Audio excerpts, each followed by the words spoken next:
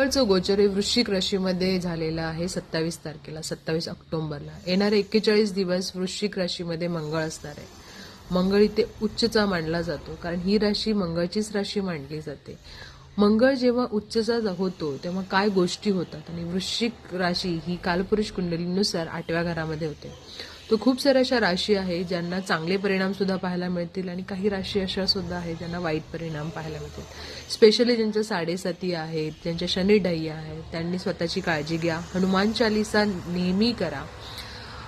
लाल चंदनचा टीका जो असा लावलेला आहे तसा तुम्ही स्वतःला लावू शकता. त्याचबरोबर काय काय घटना घडतील तर जसं सांगितलेलं आहे की शेजारचे देश आहेत त्यांच्याशी युद्ध होण्याची शक्यता आहे. त्याचबरोबर अचानकपणे नैसर्गिक आपत्ती येतील, खूप पाऊस होईल किंवा भूकंप होईल, या सगळ्या गोष्टी सुद्धा होण्याची शक्यता आहे. भूमी रिलेटेड तुम्हाला चांगल्या गोष्टी पाहायला मिळतील, जसं घर घेणे, या सगळ्या गोष्टी तुमच्यासाठी चांगल्या होतील.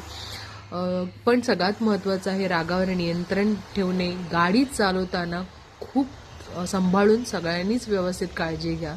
खूप साऱ्या गोष्टी आता तुम्हाला पाहायला मिळतील ॲक्सिडेंट होण्यासारख्या. मध्येच आता जसं मंगळचं गोचर होत होतं तर काही दिवसापूर्वी आपण एक बस ॲक्सिडेंटची फार मोठी घटना ऐकली असेल तुम्ही. त्या सगळ्या गोष्टी होतात. तर उपाय तुम्हाला जे सांगितले ते नक्की करा.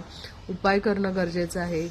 एक लक्षात घ्या, हे जेव्हा राशी परिवर्तन कुठल्याही ग्रहाचं होतं, व्हायब्रेशन चेंज होतात, वातावरण चेंज होतं, आणि त्यानुसार माणसांवर परिणाम होतो, म्हणजे आपल्या मूडवर, आपल्या रागावर. तर ज्यांची साडेसाती आहे, गोष्टी अशा सुद्धा काही ठिकाणी पाहायला मिळतील जिथे दंगल होते किंवा काही हिंसाचार होतोय, अशा गोष्टी होण्याची शक्यता असते.